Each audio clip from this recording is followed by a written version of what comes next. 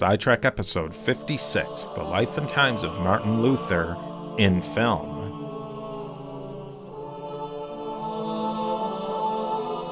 Thank you for listening to the History of the Papacy, an Agora Podcast Network member. Go over to agorapodcastnetwork.com to find more great thought-provoking and independent podcasts.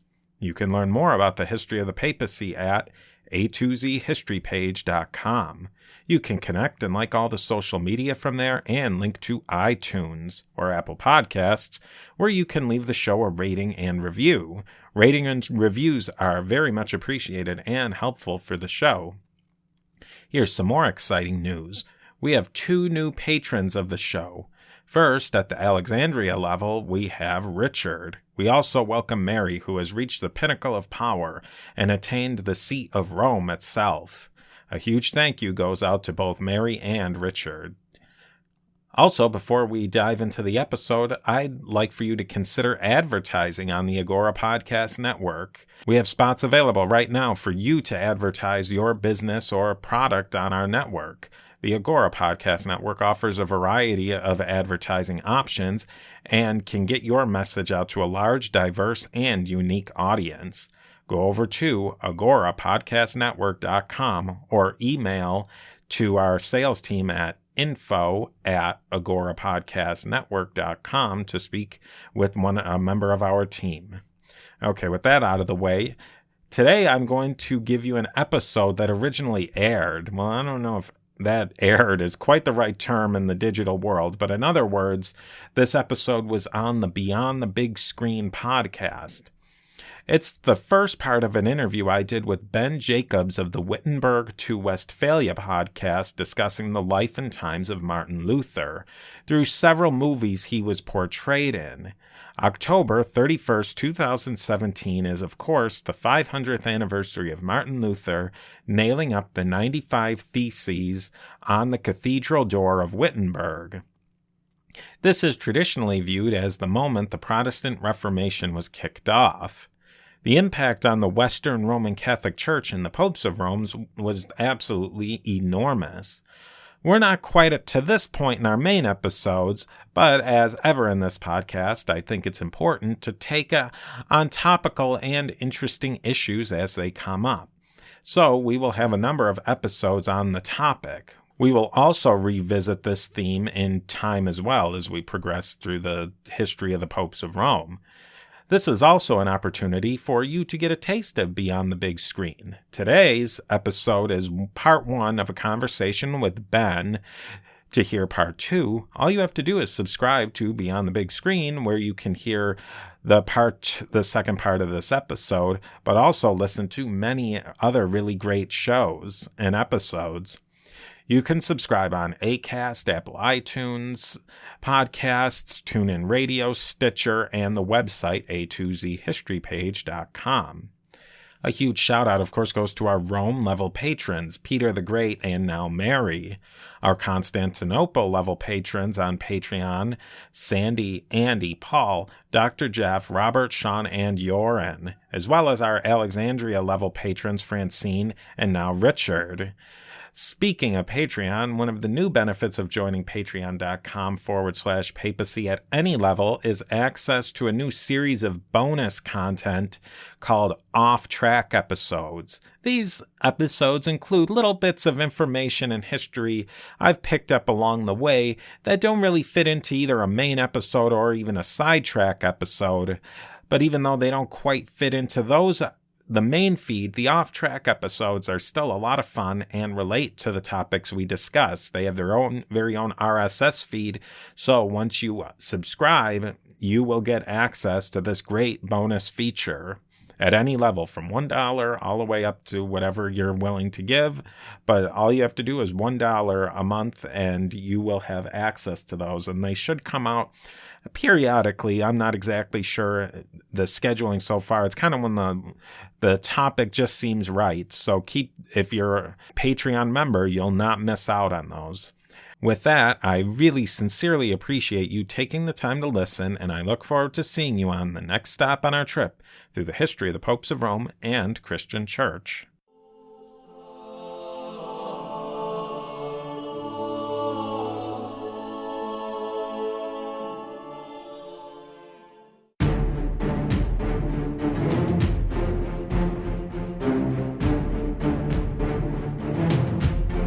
This is Beyond the Big Screen Podcast with your host, Steve Guerra, an Agora Podcast Network member.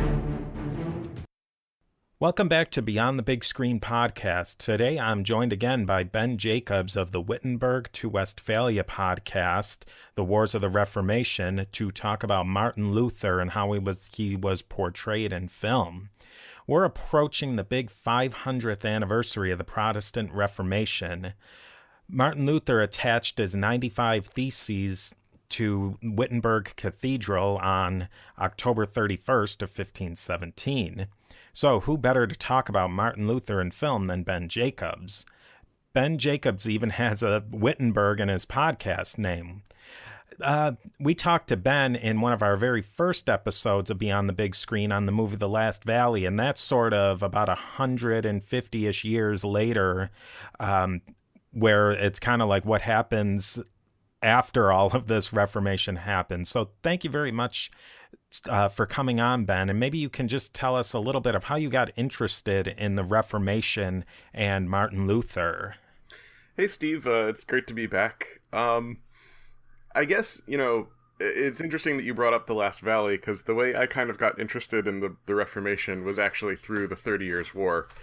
I tend to go down Wikipedia rabbit holes, and I like to find obscure historical topics and wars, and the 30 Years' War is just, it's a gift that keeps on giving in that respect. And of course, once I started looking into that, you really can't understand what's going on with the 30 Years' War until you start getting into the Protestant Reformation and all that stuff, and that's all fascinating just on its own. So that's how I got into it. And then, the history of ideas is one of those things where it's really fascinating and interesting, and makes me feel a little bit out of my depth, because it's not concrete, this happened, then this happened, then this happened. There's a lot of uncertainty, but that makes it more interesting. And so the Protestant Reformation in general is just really fascinating. Yeah, that's what makes it really fascinating, is that there's so much going on there, and it's really a huge epoch change in Western society. Definitely. And one of the big things, and we're going to get into talking about this, is how much of it is the value of the ideas themselves, and how much of it is just what was going on in European society at the time. Because we're not just talking about, Luther in a vacuum nailing up his 95 Theses. We're talking about the time when the printing press was really getting traction. Capitalism as we know it was, really coming into the fore. It hadn't quite come to the level that it would within the next 100 years or so, but it was really becoming a force in the economy and politics of Europe at the time. A lot of the aspects of the Middle Ages were on the wane, but they weren't gone yet. One of the interesting things when I was prepping for Wittenberg to Westphalia is I looked at you look at images to get a feel for an era, and the war that happened just a little bit after Luther died, the War of the Schmalkaldic League, and I apologize if I'm pronouncing that incorrectly. If you look at the pictures from that, it looks like very much the Middle Ages, dudes in shining armor sitting on horses and everything. And then you look at pictures from the 30 Years' War, and it's like completely different. You have gunpowder armies, guys with pikes, and it's not that those technologies popped up within the few decades in between. They were already there in the War of the Schmalkaldic League, but just the conception that European society had of itself had been forced to change so much by the pace of technological and social and all the change that was going on. And so into that mix, you throw Martin Luther, who had these new ideas, some of which were completely new, some of which maybe weren't, but he was a man who certainly found his time. I'll put it that way.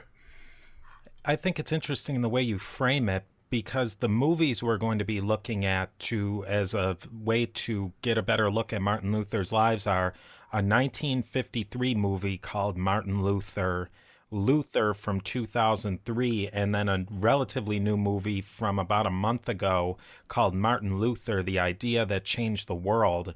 And all these movies, they really portray a certain type of Martin Luther, And part of what we're going to do is try and dig in and see what's true about that and what's maybe for the lack of a better word, the propaganda of the day. And that's such a huge part of the Martin Luther story, is who's the real Martin Luther. Definitely.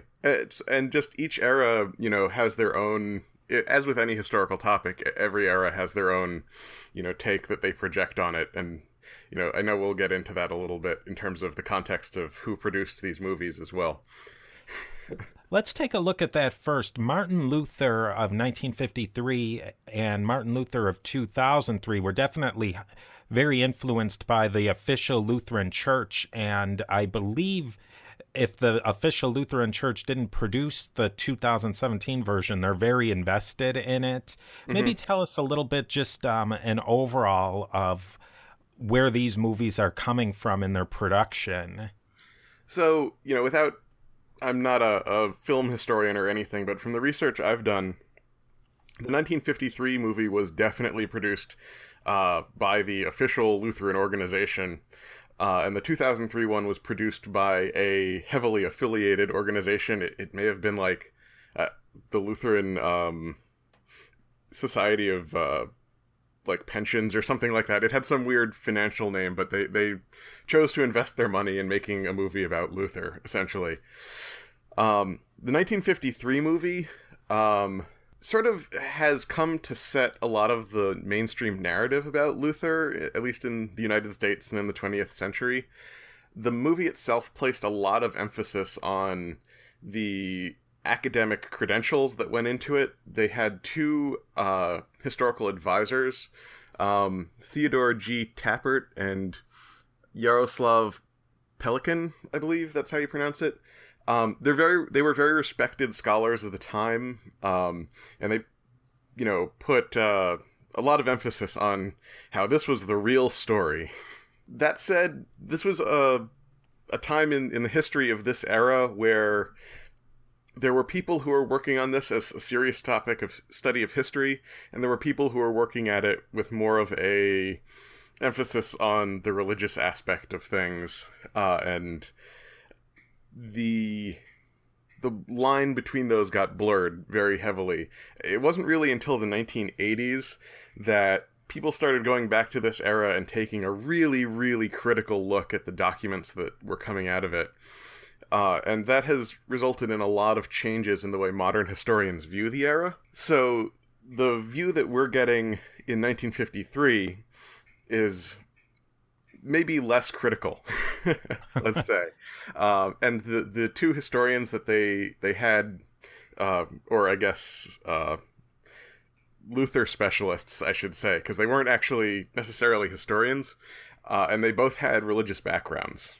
So there's that aspect to it too. So it comes across, it presents itself. There's even this intro scene where they talk about how the academic credentials that went into this and how this is the real story, this is the unbiased view.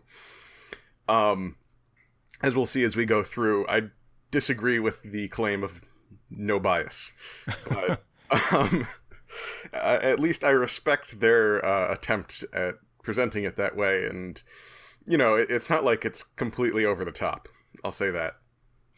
The 2003 movie, by contrast, does away with any pretension of being, historically unbiased or accurate or anything, and goes for maybe more of a, and we can get into this as we go on, but it goes for more of the modern Hollywood thing where you're just trying to, present these big conflicts and huge personalities. And, we can see as we go along which of the two is more successful in our opinion, I guess, but it's still definitely trying to present Luther as a sympathetic everyman character that the audience can identify with, kind of thing. And the weird thing is that the 2003 movie, because of the cultural impact of the 1953 movie, the 2003 movie is more like a remake of the 1953 movie than it is a remake of The Life of Luther, if that makes sense. The 1953 version's the canonical version. Yeah, exactly. It repeats mistakes that are made in the 1953 version because those have become the mainstream version, and then it adds new special ones. There's an interesting aside, too, on Yaroslav Pelikan. He was also a Lutheran pastor. I don't know if he was exactly a pastor at that time. It might have been a little bit later. And then he converted to Eastern Orthodox Christianity, which caused a lot of conflict within his family life. Yes, yeah. So the guy had a pretty interesting life after Luther's, and it's pretty amazing that a scholar like that would also be heavily involved in a fairly big production movie. Yeah, it's interesting. He's not the only person I've read about from that era doing that. I don't know what was going on with the Eastern Orthodox Church at the time. Maybe they were doing a bunch of evangelizing, or maybe it was just an era when people were trying to get back to their roots, and maybe they felt the Eastern Orthodox Church had more of a claim. But Dame Rebecca West, who's famous in her own right, for a little while converted to Eastern Orthodox Christianity, which was very strange. And so there's a couple people who've taken that route. Oh, that's interesting. Yeah. Let's get into a little bit of the historical background. The situation between the Holy Roman Empire, and we might just call that HRE for short, because then the episode will be like twice as long if we keep saying that. The Holy Roman Empire and the papacy, their whole political situation was unsettled, to say the least. But so was the situation between the papacy and really all the major powers. What can we say about the relationship between Holy Roman Empire and the papacy? Right. So the interesting thing, in the 1953 movie, they start out with this big intro where they claim, like I said, to be unbiased. And then they say that the power in Germany was split between the Holy Roman Empire and the papacy. And that's not really true. The Holy Roman Empire, first of all, it justified itself as a political entity, as the sort of descendants of Charlemagne, and part of that is that they were the protectors of the church. Of course, over their history, the church and the Holy Roman Empire had gotten into numerous conflicts. Basically, fairly early on, throughout the history of the empire, there were these very big aristocrats, and the emperor was constantly trying to balance out their power against other people. And so one of the early things that he did was to try and balance it against bishops, which bishops are great because they die and they don't have children. And so you get to, keep your finger on the land that they control. Except that then eventually a pope came along who said, well, actually the church should be appointing the bishops and not the Holy Roman Empire, which led to no end of conflict. At the time of Luther, it had settled down, as we see in the movies, that the pope did get to appoint the bishop with the cooperation of the emperor, to say the least. In the interim, and we're talking, all of this is happening over the course of dozens of centuries, so we should just say that. In the intervening time, the emperor went, well, okay, we can't depend on the bishops anymore. So then the emperors built up free knights who owed their land to no one except the emperor. And so they were a direct feudal force that the emperor could call on in times of military conflict. So that was a force. But then they never really got powerful enough. There weren't enough of them. So the emperor also started creating these things called free cities, which you see them in the movie, at least in reference. And they're just like the knights, they're cities who owe their existence to no one but the emperor. And so they were drawn on as a source of mercenary power. And so there were all these different groups that, had been built up over the centuries, over the years, as the emperor tried to balance different groups off of each other. And basically by the time of Luther, the empire, and in the meantime, constantly getting pushback by these major aristocrats. So by the time we're talking about in the movie, the empire is this really finely balanced constitutional high-wire act. Sort of, if you've ever seen Dune, where they had the universes balanced between the emperor, the nobles, and the Guild. That's sort of based on the Holy Roman Empire. If you want to think of it that way, you can. It's a lot more complex than that, though. And so all of this is balanced on the head of a pin. And basically, every generation since the Empire's foundation, there had been some sort of civil war of some kind. So the Pope's power in all this is that everybody's Catholic, and the Empire justifies itself as protecting Catholicism. That said, it's not like the Pope had agents out there going, controlling everyone's mind. The Middle Ages were in no way that kind of organized, I guess I should say, is one way to say it. The Pope was in Rome and was very disconnected from what was going on in Germany, but was in the process of centralizing. Everyone was in the process of improving their bureaucracy and streamlining things. And so one of the results of that was that the Pope in the early modern period, in the time of Luther, had become better able to call in all those tithes that all the bishops were collecting. And that had resulted in the Pope becoming extremely wealthy. At the same time, the Pope was somewhat beholden to local Italian aristocratic interests, which resulted in all the Medici popes and all those things that are sort of somewhat famous that, you're going to talk about in your show, in the history of the papacy. But the Pope also had conflicts with other powers in Europe that had similarities to what was going on in the Holy Roman Empire. It was never as contentious as what was going on in the Holy Roman Empire, but England at various times was in or out of the good graces of the Pope. Famously, St. Thomas a Becket was killed by the King of England during one of these, they're called investiture controversies over, who gets to control the local church. France had certainly had their issues, though actually, because of the numerous wars between the Emperor of the Holy Roman Empire and the Pope kept leaning on France as a counterbalance to the Holy Roman Emperors. And so France had gotten a ton of privileges, resulting in the Babylonian papacy, which had ended at this point, but certainly was still in everyone's minds, and that's where the papacy moved to France for a little while. So nothing's as sort of straightforward as, the empire is divided between the Pope and the Emperor. It was much more complex than that. And that's the Middle Ages for you. Everything is extremely complex, extremely localized. And in this early modern period, everyone's working very gradually through reform movements to try and streamline things and centralize things. You bring up the fractured nature of the Holy Roman Empire, and one of the big pieces in the Luther story is these electors. What's the short story on the electors?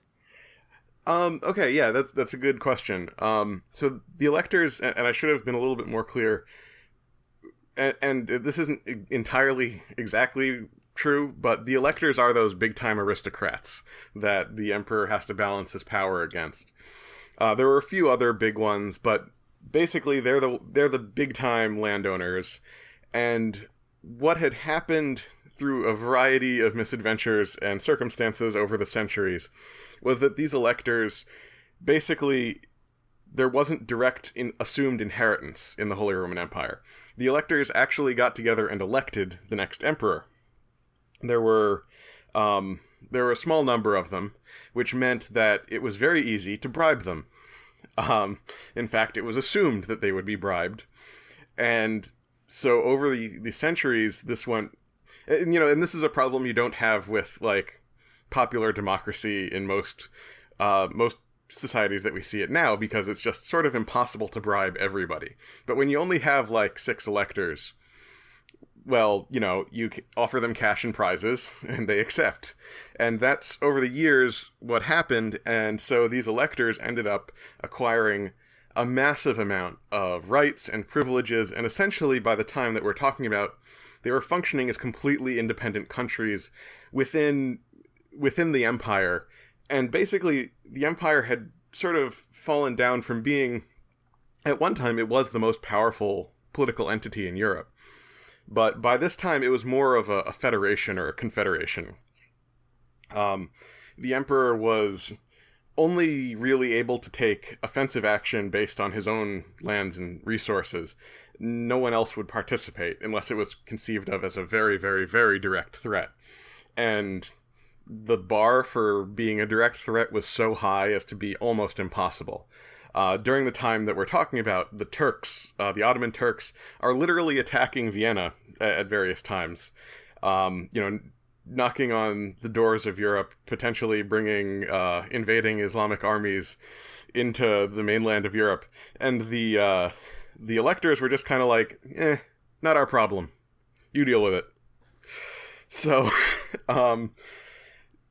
the actual functional ability of the empire to project power outside its borders was fairly limited because so much power and independence had been devolved down to these electors. It's probably also worth saying here that you brought it up, but we're talking about centuries and centuries of history. In your own podcast, you've been working on it for close to 2 years, and you're just now getting into. This is my third year, actually. 3 years you've been working on this, and you really had to start back in the 600s AD to get to the point we're at now in the 1500s. Some of my listeners would say I didn't have to start that early, but that's what I chose to do, because the Holy Roman Empire itself is such an integral part of the story of the Reformation and everything, and it's such a bizarre beast to modern understanding. To really tell the story, I felt I needed to give some background of how the empire got the way it got.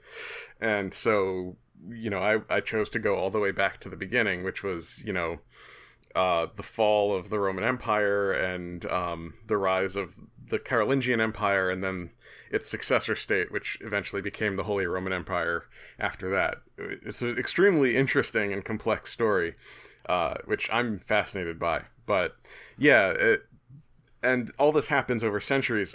I've talked with Travis Dow from the History of Germany podcast about this, and we joke a lot, but it's basically, people ask, what is the Holy Roman Empire? And you sort of have to say, when?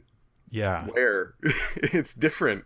It changed so much over the course of its existence, from being like a really stereotypical medieval kingdom with a king leading his personal armies and having, sort of very hardcore control over what happened within the kingdom, to, by the time that we're talking about, the emperor was, if he wanted to do anything, he had to spend 2 years on diplomacy beforehand.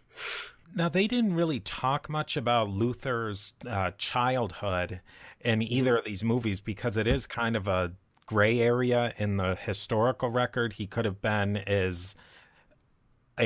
grew up as a pauper or as something of an upper middle class, maybe not aristocrat, but something approaching an aristocrat. What do we know about Luther's childhood and maybe the economics and demographics of the Holy Roman Empire at that time? Yeah. So this is where we get into the sorting out fact from propaganda, if we can ever do that. But most of what we know about Luther comes from Luther himself in his extended writings. And he himself chose not really to talk that much about his childhood and his background. It's not clear whether he was embarrassed by it, or he was using it to his advantage. He would talk a lot in his speeches about how he was rude of speech and, a humble commoner, and that could be that he was embarrassed by his background, or that could also very much be part of his rhetorical flair, as we'll get into later. He was very much a populist and appealing to the common man. One of the first people to really do it that way. I think it's likely that it's a little bit of both, but that's my own personal opinion. His family weren't starving peasants, but they started pretty low on the ranks. of the social hierarchy. And it should be said that in the Middle Ages, there were, right, those who prayed, those who fought, and those who worked, which is the peasants, the aristocracy, and the church. But within those three branches of society, there were class distinctions. Luther's family started out pretty humble, but at some point they moved to... I didn't write it down in my notes, which was silly, but they moved to a copper production area. And his father started out as sort of a worker in the mines and sort of quickly became a foreman. And by the time Luther was, a teenager, his father owned the mine, or owned a significant portion of it, because we were already starting to see corporate entities. We probably shouldn't call them corporations yet, but they were halfway between the medieval guild and what we would recognize as a modern company. And so he had a major share in the mine. He owned outright smelting pits and sort of industrial or proto-industrial production facilities that did value-add stuff to the raw materials that were being extracted. So Luther may have had a memory of being poor as a very young child, but by the time he was, a functioning adult, his family was pretty well off, I think it's fair to say. And it's best... I think the best way to say this simply is that his father was a member of the bourgeoisie. It's a little bit anachronistic to say it that way, but I think it makes it clear. He was not a noble, he was wealthy, and he had an interest in the new kind of economics that were happening. He had an interest in trade and industrial production, and he wasn't getting his income from the land per se. And this was something that was definitely happening in the empire at this time. Germany was one of the first places, I should say, I may switch into saying Germany, because this was certainly the German part of the world, but it's within the Holy Roman Empire. These cities within the Holy Roman Empire, and then a little bit over the border into what we would now call France, and then the Low Countries, these were some of the first places in Northern Europe to really become capitalistic in their outlook. They were much more, you might say, economically advanced than some other places in Europe. And that was because they were part of the main trade route from the Italian city-states, which were extremely tied into the old Mediterranean trade network. And so then the Italian city-states would get their stuff over the Alps. And there were a couple ways that they did that. It's not really important. And eventually, most of the stuff ended up making its way to the Rhine, which was the main trade route north. And then it would go into ships and be traded either over to the Baltic or over to England. And that's the main trade route. And so the cities along this corridor became extremely wealthy. And very, very, very different from what you used to see in the old market towns of the Middle Ages. There were some attempts as part of this to standardize weights and measures and centralize politically, but ultimately that didn't really happen. And so there was still a lot of fracturing of the economy and the political organization of the time and that place. But we were seeing large-scale urbanization of population coming in from the countryside and living in these industrial areas. And really it was, we see Germany as an economic powerhouse now, and it was an economic powerhouse, back in the 15 and 1600s, but it wasn't for a long time in between, and a lot of the why for that has to do with things like the 30 Years' War, which happened as a result of the Protestant Reformation, which in some areas killed more than 50% of the population. Overall in Germany, it may have been a quarter, but the economic ruin that was done to this area really set Germany back quite a bit, which makes it hard for us to remember that before that, it was one of the more advanced places on the continent.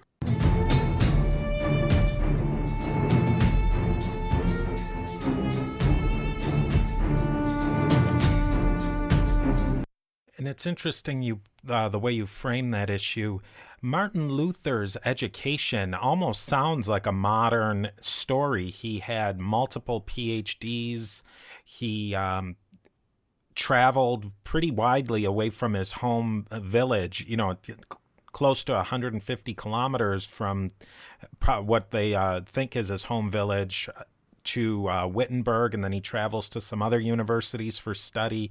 What was the more or less his education, and how did that fit into the university system of that time? Well, it should be said that, first of all, the school system was much less organized. And I said in the notes that he had multiple PhDs. I'd say we should say that he had the equivalent of multiple PhDs. But they did consider him a doctor, so he had passed that hurdle. I'm not a complete expert on the history of education, but I can say that he got a fairly good primary education, and then his parents wanted him to study law, and he was fairly far along in that process when he dropped out. His parents were apparently fairly upset about that. We do know that. And you see the scene where he dropped out in the beginning of the 1953 movie.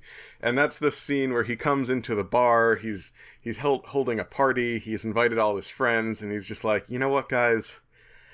This just isn't for me. I want you guys to have all my things. And all his friends gather around and go, Martin, what's wrong? And he goes, it's just not for me. I'm going to join the church. And he gives away all his stuff. And it should be said that, that's actually kind of a nice scene.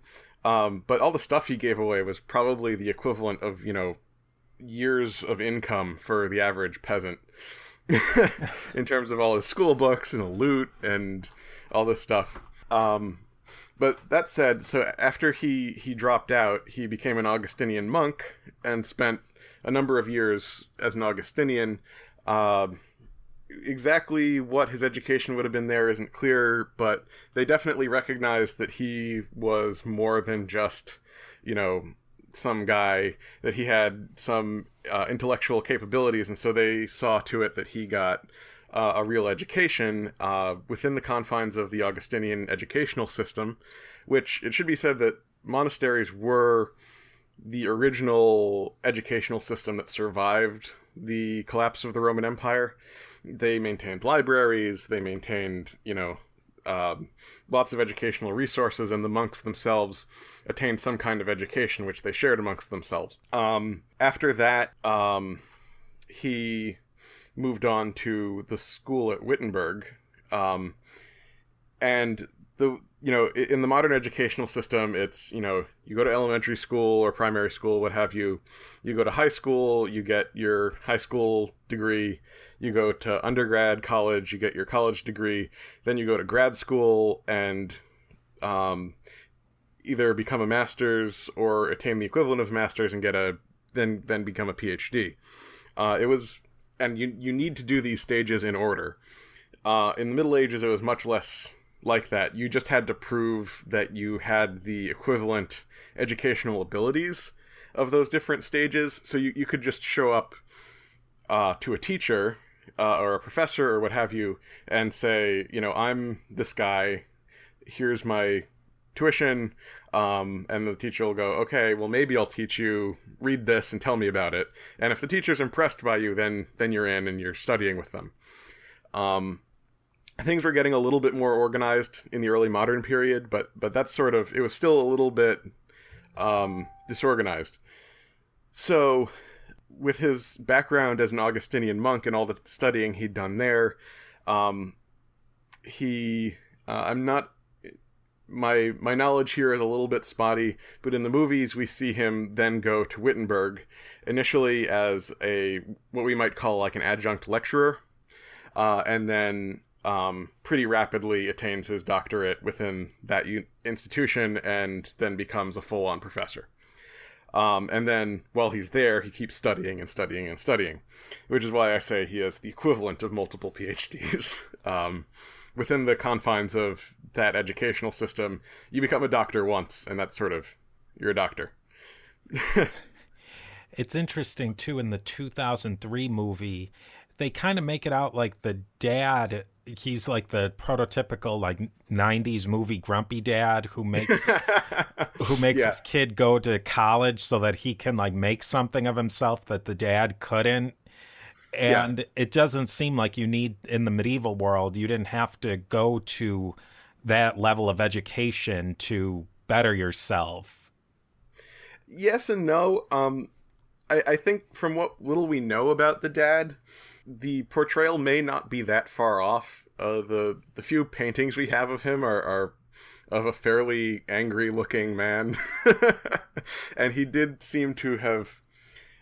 some of the things that Luther said did indicate that his parents weren't totally approving of his choice to join the monastery.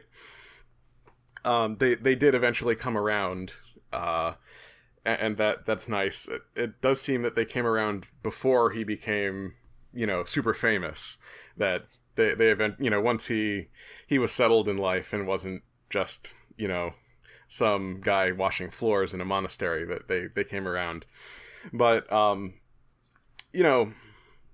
yeah, there were certainly other paths to advancement in the Middle Ages, but it should be said that especially for a peasant, there wasn't too much higher that you could go than being like a professional, like a lawyer or something like that, without becoming a full-on burgermeister like his father was, high up member of the bourgeoisie. If you didn't have the head for business and the luck to really make it in the trades and stuff, getting an education and becoming a professional was a good way to get ahead. The church was certainly an option, but there also weren't a ton of avenues. Like, it's not like you could found a computer company in your garage or something. There were a lot of limits placed on what you could achieve economically and socially by the legal system of the early modern period and the late Middle Ages. In both of the movies, the 2003 and the 1950 50s version, there's this montage scene of Luther going to Rome, and that's a real changing point for him, and that's one of the things that leads him to writing his theses and changing his whole worldview. And they really portray Rome as for the lack of a better word, a dump and a pit of iniquity. What do we know about that event in his life? Is it as powerful as maybe the narrative makes it? There's a lot to talk about with those scenes. I think the first thing to say is that Luther himself didn't talk about going to Rome all that much, which, given that he was in the business of calling the Pope the whore of Babylon, if he had really strong negative memories about Rome, you'd think he would have, really nailed it, really hammered on it. But instead, he doesn't really talk about it. He has other stuff to talk about. Which to me means that at the time of his life that he was in, he may have felt a little bit more than the movies seem to indicate. That said, it was not that long after going to Rome that he started down his path. It could go either way. It's up to your interpretation. He didn't really say anything about it. In terms of what Rome was like at the time, it's one of these, I don't necessarily think anything that they showed is wrong. It's just by choosing to present a bunch of true things together out of context, you make things look a lot different.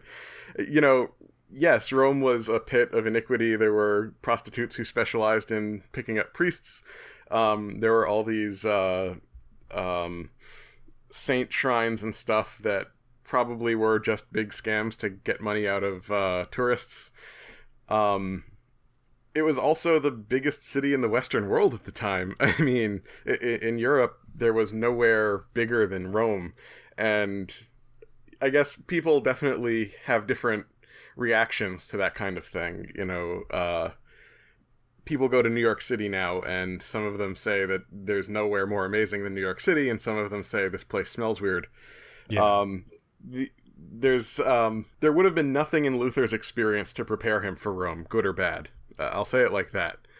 And a lot of the really cool stuff of Rome may have been not accessible. And some of the random tourists got to go into the really neat cathedrals and everything, didn't get to see all the art. But then some of it also wasn't done yet. The movie points out that the Renaissance Pope of the time, whose name escapes me, maybe you can... Leo the 10th. Yeah. Leo the 10th was putting... Actually, that might have been a little bit before. I think it was right on the border of Julius II and Leo Right. X. Right. And, they went through a lot of popes, too, because they were old men in the Middle Ages. And but, you know, Rome was in the process. They had a bunch of popes. This was during the Italian Renaissance, and these popes were attempting to glorify Rome and really up how Rome's image was. And so a lot of the art that we now associate with Rome was still in the process of being created. That said, there's no way that Rome wasn't impressive to some guy from a tiny village in northern Germany. Whether the impression that he got was positive or negative, there's probably just not enough in the record to really tell us definitively. It can't have been that positive. He ended up, splitting with Rome, but... When Luther goes back to Germany, he's an Augustinian monk, which really influences his theology. Very much so. He's not just a monk who sits in his cell all day praying. He rose through the ranks. What was that transition between being allied with the Catholic Church and really being a full-blown member of the Catholic Church to starting to question those ideas? The movies like to try and show this as like a sudden break or a come to Jesus moment kind of thing.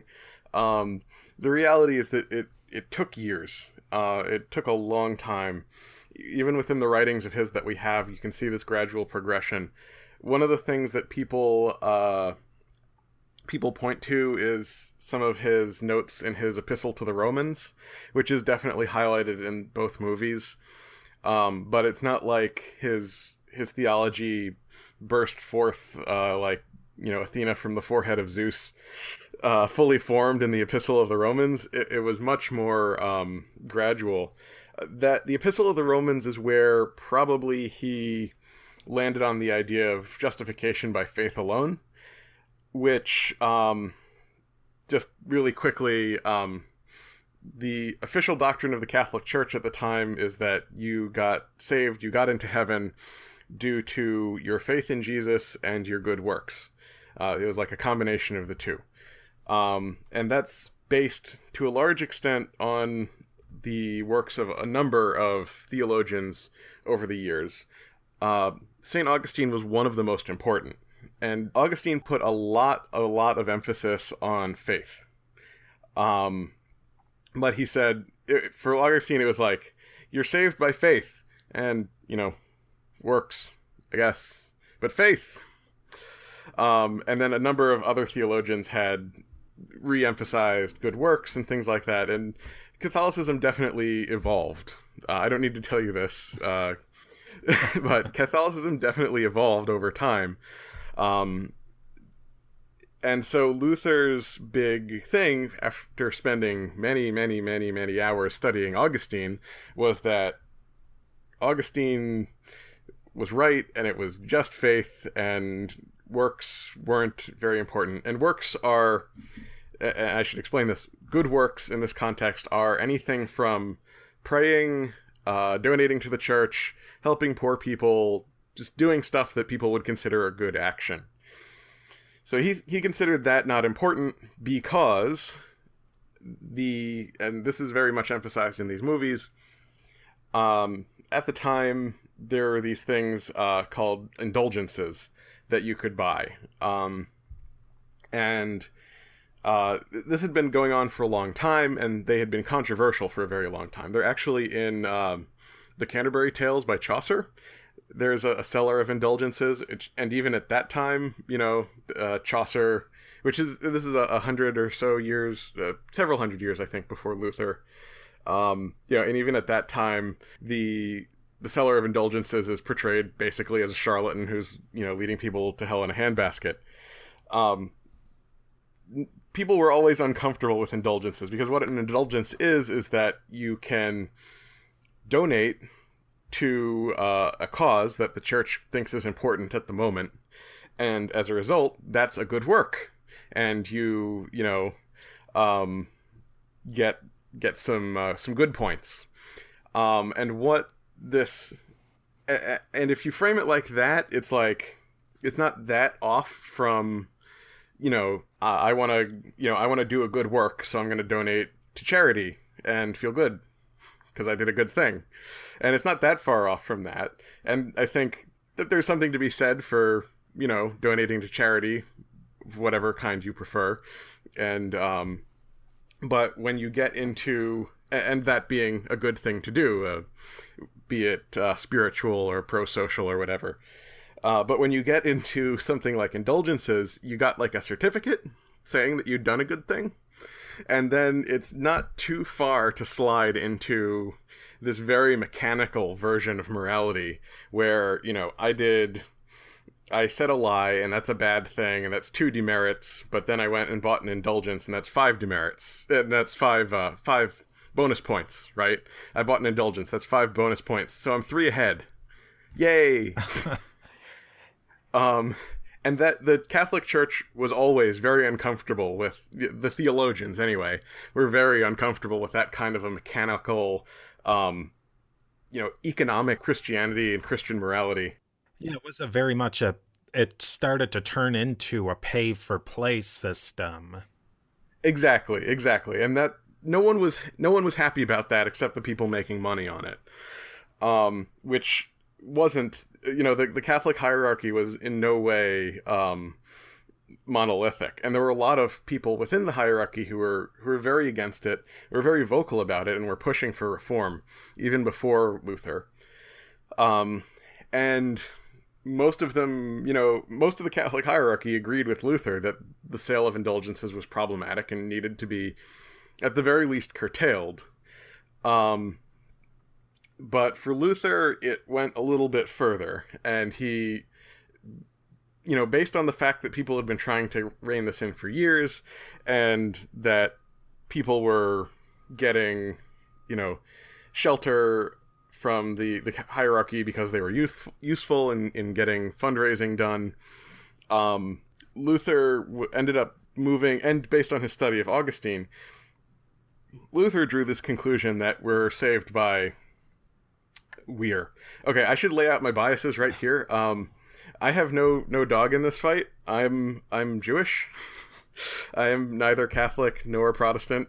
So, but Luther's point here was that people are not saved by faith, by good works, by buying indulgences, by this mechanistic version of salvation, and that they are in fact saved just by their faith in Jesus and the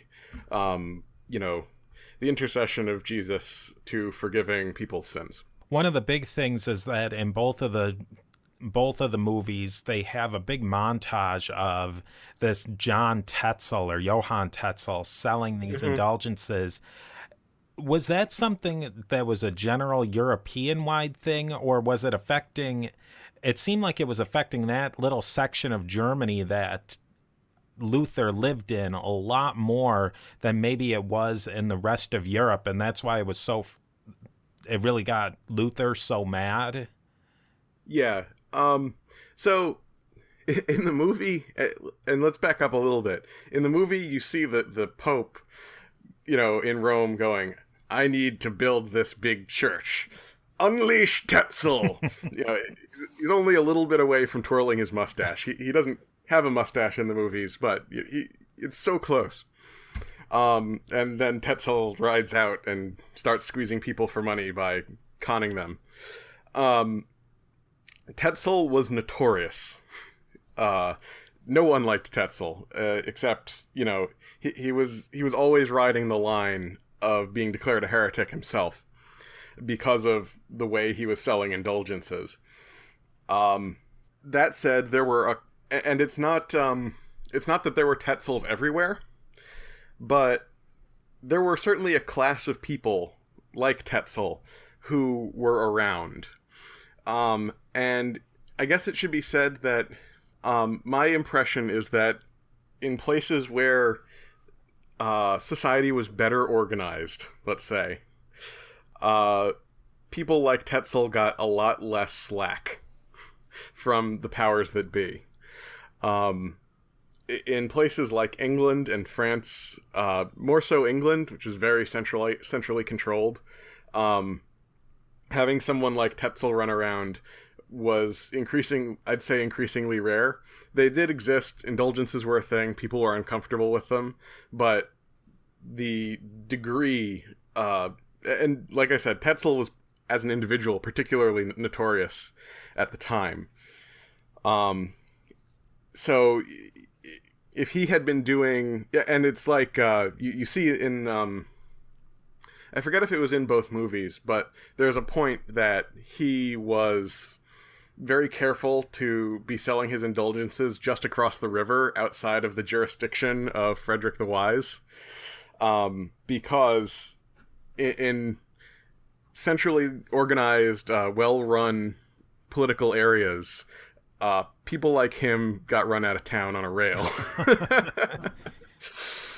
But that said, he did have the protection of some element of the papal hierarchy that did need, and I should say the Catholic hierarchy. Whether the Pope had any idea that that Tetzel was out there is questionable to me. But there were people who needed money, and Tetzel conned people out of money and passed some of it along to people who needed money, and so he got some protection. I think the Holy Roman Empire was particularly vulnerable to that kind of thing because it was so politically disorganized. And wasn't it at that point that the central Catholic Church, like the popes, were running out of cash because of Italy was in a complete war zone for a good decade or so before Pope Leo? Yeah. Yeah, I mean, Italy was a mess. The Renaissance, the Italian Renaissance, is its own, podcast episode, but it's very interesting. It's, in many ways, it's very like Athens in Greece. You had these city-states that were competing, and in the pressure cooker of that competition, these really amazing and brief bursts of creativity happened. The Italian city-states had managed to organize themselves really well. They were much more politically advanced than any of the other states in Europe, but they were like right on top of each other, and they went at it tooth and nail and ended up involving outside powers. And this had basically been going on since the early Middle Ages, but it got to a really high fever pitch, and ultimately ended up undermining the Renaissance because there was so much warfare going on, and so many resources were involved in that. And the Pope was a big player. And warfare was, at this time, becoming extremely expensive. We're seeing the rise of gunpowder infantry armies, which meant that you had to hire, they were more effective, but you had to hire way more people to have these armies. You had to start building more and more expensive fortifications. And just a generation or two before, I believe, you saw Charles VII of France, who was probably the first head of state to develop a really modern artillery train, and he just blew through Italy like it wasn't there. His armies they came up to a fortification and they had it down in a couple days, and so really disorganized everything. And the costs of all these conflicts, the Pope eventually got him out by calling in the Holy Roman Emperor, among other things, but the costs of all these conflicts were just astronomical. In addition, of course, you had to play the soft power game, which the popes were playing by bringing in all this Renaissance art and building St. Paul's Cathedral. And in the movie, this is portrayed as being extremely profligate and wasteful, and from the point of view of a Catholic, or from the point of view, I guess, of the head of a Christian religion, there's something to be said for that. But within this context, I think the idea that the art was the really expensive thing that they were doing is probably inaccurate. Funding mercenary armies is much more expensive than hiring one guy to paint a ceiling. Thank you for listening to Beyond the Big Screen podcast. Of course, a big thanks goes out to Ben Jacobs of the Wittenberg to Westphalia Wars of the Reformation podcast today as well. It was a great conversation, and I'm so happy to have him on the show. Links to learn more about Ben can be found at Wittenberg to Westphalia podcast.weebly.com. infor.com or in the show notes. This episode is a part of a series of episodes on the 500th anniversary of the beginning of the Protestant Reformation. We talked to Heather Tesco from the Renaissance English History podcast about the English Reformation, and look for part 2 of our conversation on Luther with Ben coming up in the next 2 weeks. Before you go, you really should check out the Agora original content production, Agoraphobia. The days are getting shorter, at least if you live in the Northern Hemisphere, and it is that time of year again to pass out candies to children and tell spooky stories. It is also time to enjoy Agoraphobia. All of your favorite Agora podcasters, including yours truly, Ben, Heather, and many more, join together to offer you some wonderful tales for the Halloween season. I hope you enjoy that one. It's a good time. If you'd like to learn more about Beyond the Big Screen, see show notes, and connect to the social media, go over to a2zhistorypage.com. On Facebook, you can find us at Beyond the Big Screen, and on Twitter at Big Screen Beyond. I would love to hear your questions, comments, and feedback. We can talk movies, and I would definitely like to hear your ideas for future topics and guests. The email address, of course, is steve@a2zhistorypage.com. If you like what you hear, I would really appreciate you leaving the show a rating and review on iTunes. Ratings and reviews really help a great deal to let me know what you think about the show and to help make the show better. This is definitely the time to send in those ratings and reviews on iTunes, because for the next month of 2017, we are going to have a drawing for a copy of the 2003 Luther movie we referenced in this episode, starring Joseph Fiennes. This is the actual DVD that Ben Jacobs, our guest, watched. So within this month, the end of October and beginning of November, or the whole month of the November 2017, if you enter a rating and review on iTunes, you will be entered into this drawing for the DVD. So definitely get in those reviews. We will see you next time beyond the big screen.